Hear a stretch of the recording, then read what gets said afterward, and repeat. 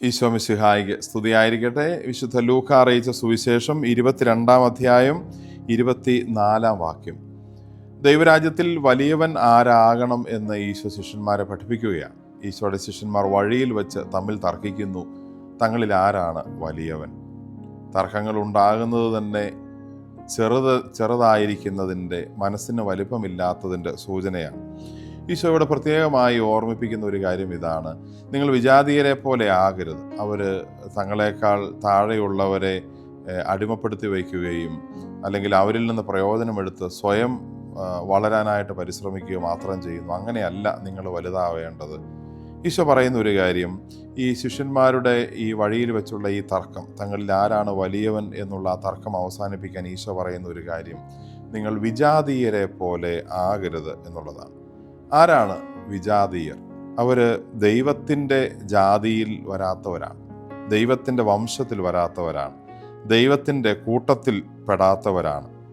വലുപ്പത്തെക്കുറിച്ചും അല്ലെങ്കിൽ ഇതുപോലെ ഉന്നതനാരാണ് എന്ന് ചിന്തിക്കുന്നതൊക്കെ ദൈവികമായ വഴിയിൽ നിന്ന്, ദൈവികമായ കൂട്ടത്തിൽ നിന്ന് മാറി നടക്കുന്നവരാണ്. അവർ മാനുഷികമായി ലോകത്തിൻ്റെതായ രീതിയിൽ മാത്രം ചിന്തിക്കുന്നവരാണ്. എല്ലാവരും ദൈവത്തിൻ്റെ സൃഷ്ടികളാണെന്ന് കണ്ട്, എല്ലാവരിലും പരസ്പരം ഈശ്വര ചൈതന്യമുണ്ട് എന്ന് കണ്ട് സ്നേഹിക്കാനും ബഹുമാനിക്കാനും പറ്റുന്നതാണ് നമ്മുടെ വലിപ്പം.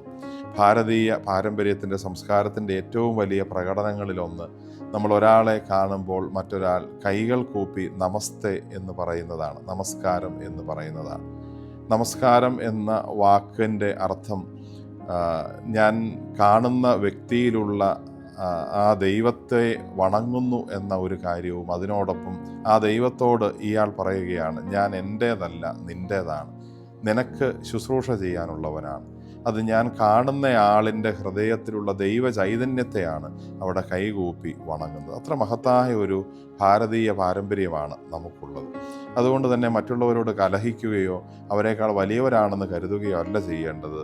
കാണുന്ന നമ്മുടെ എല്ലാവരുടെയും ഉള്ളിൽ ഒരേ ഈശ്വര ചൈതന്യമുണ്ടെന്നും അത് നമ്മൾ പരസ്പരം അറിയേണ്ടവരും വണങ്ങേണ്ടവരും, അതുകൊണ്ട് തന്നെ അത് വഹിക്കുന്ന വ്യക്തികൾ എന്നുള്ള നിലയിൽ മനുഷ്യരെ പരസ്പരം ബഹുമാനിക്കുകയും ചെയ്യേണ്ടവരാണ് എന്ന ബോധ്യമാണ് നമുക്കുണ്ടാകേണ്ടത്. ഭാരതീയ പാരമ്പര്യത്തിൻ്റെ വലിയ ഒരു ആത്മീയത കൂടിയാണ് ഇത് സൂചിപ്പിക്കുന്നത്.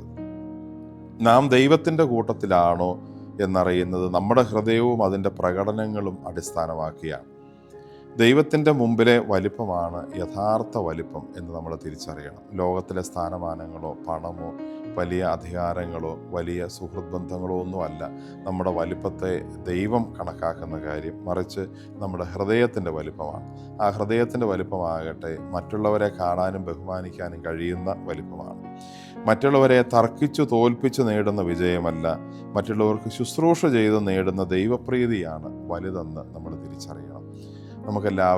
എല്ലാവർക്കും ഒരാളേക്കാൾ ഏതെങ്കിലും തരത്തിൽ ഞാനൊരു മെച്ചപ്പെട്ടയാളാണ്, വലിയ ആളാണ്, അവരെന്നേക്കാൾ കുറഞ്ഞയാളാണ് എന്ന് ചിന്തിക്കുന്നതാണ് നമ്മുടെ ഒരു ചിന്താഗതിയെങ്കിൽ നമ്മളിപ്പോഴും ദൈവത്തിൻ്റെ കണ്ണിൽ ചെറുത് തന്നെയാണ് എന്ന് നമുക്ക് മനസ്സിലാക്കാം. നമുക്ക് മറ്റുള്ളവരെ വളർത്താനും നമുക്ക് സ്വയം എളിമപ്പെട്ട് നിൽക്കാനുമുള്ള മനസ്സുണ്ടാകുമ്പോഴാണ് യഥാർത്ഥ വലിപ്പം സംഭവിക്കുന്നത്.